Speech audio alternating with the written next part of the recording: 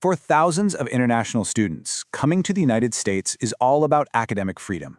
But what if exercising that very freedom, speaking your mind, joining a protest, or even just liking a post online, could get you kicked out of the country? Well, that's the scary reality for a growing number of students whose visas are being pulled seemingly based on their political views. So today, we're going to break down exactly how this is happening, who's being targeted, and what it all means for free speech in America. And listen, this isn't some kind of exaggeration. This is a direct quote that really gets to the heart of the fear that so many international students are living with right now. Just imagine that for a second. Your entire future, your education, your life in a country, all of it is hanging by a thread that can be snipped at any moment with absolutely no warning. The stakes just couldn't be higher. So, who is actually getting caught up in this? Is it just random bad luck, or is there a pattern here? Well, the evidence seems to be pointing to a very specific group: students who are politically active on campus. And the numbers, well, they're pretty staggering. Okay, get this. By the middle of 2025, around 2,000 student visas had been canceled. Now sure, many of them were eventually reinstated after some serious legal battles, but that initial number tells you a whole lot. This isn't just a few isolated cases. It really points to a systematic effort aimed right at student activists. And what's actually triggering these revocations? It's not just about what you'd think, like, attending protests in the real world. It's also about what students are doing online. We're talking about liking a post, sharing an article, commenting, things that have reportedly led to students losing their visas. And there's a really clear pattern emerging. The crackdown seems to be zeroing in on students who are critical of U.S. foreign policy, especially those who voice support for the Palestinian cause. And this whole thing has a chilling effect that goes way beyond the U.S. borders. It's not just students who are already here that need to worry. Nope. Anyone who even wants to study in the U.S. is now facing this really intense social media vetting. Before you can even step on a plane, your online life is basically under a microscope. So the big question is, how is the government even able to do this? What are the legal loopholes and the digital tools that are being used to target these students? Let's take a closer look. The legal justification for all this comes from a pretty obscure part of the Immigration and Nationality Act called Section 221I. You can think of it as a kind of trump card for the government. It gives them the power to cancel a visa whenever they want for pretty much any new reason. And get this, often without even having to explain why. That makes it incredibly difficult to fight back. Now, this policy didn't just pop up out of nowhere. It's really the culmination of a long process of expanding government surveillance. It all started way back in 1952 with the original Immigration and Nationality Act. Then, fast forward to the Trump administration, and we saw the rise of extreme vetting, which really brought social media into the picture. And that brings us to today, where the government is actively and even retroactively scanning students' social media for specific content. It's been a very slippery slope.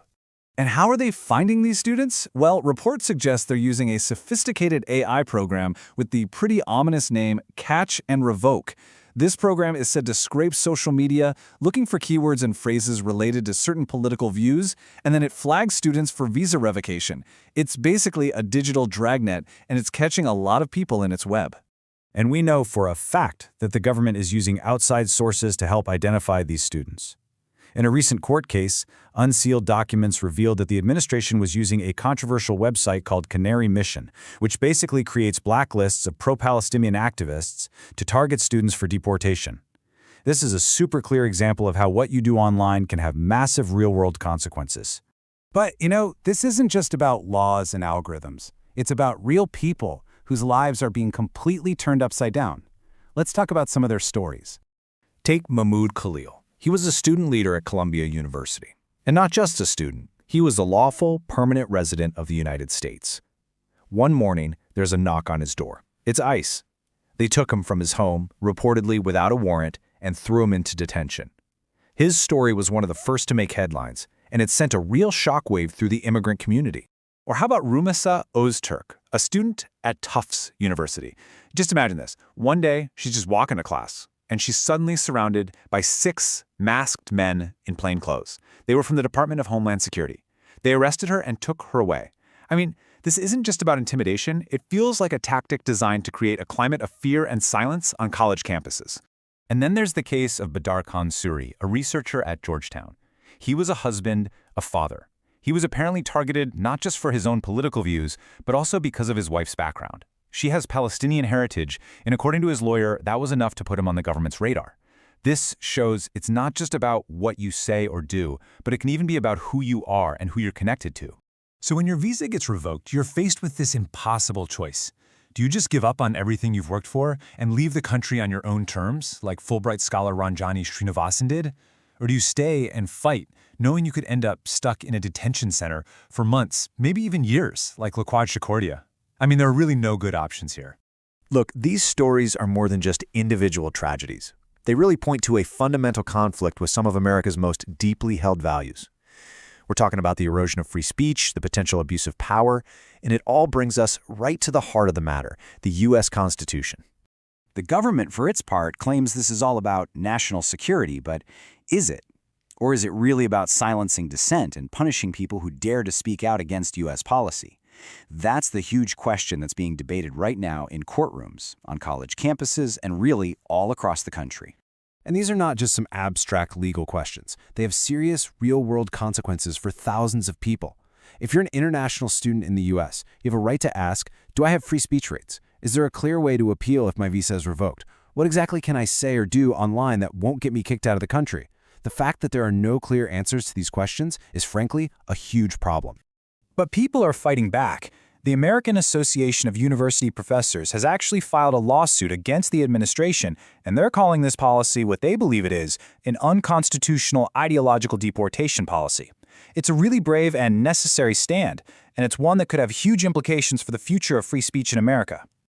And you know what? The courts are starting to take notice. In a pretty scathing ruling, a federal judge called the administration's policy, and I'm quoting here, a full-throated assault on the First Amendment. That is a landmark decision, and it's a powerful reminder that our constitutional rights are not supposed to be negotiable. Now, this legal victory is a major step forward, but the fight is far from over. If you or someone you know is an international student, it's so important to know your rights and be prepared. Here's what immigration experts recommend. First, get an immigration lawyer immediately. Second, whatever you do, do not travel outside the country. Third, gather every document you can. And fourth, demand a written explanation.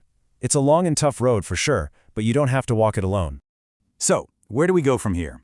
This whole battle is being fought on college campuses, in our courtrooms, and in the hearts and minds of people everywhere. It really boils down to this. Are we going to be a country that welcomes dissent, or one that tries to silence it?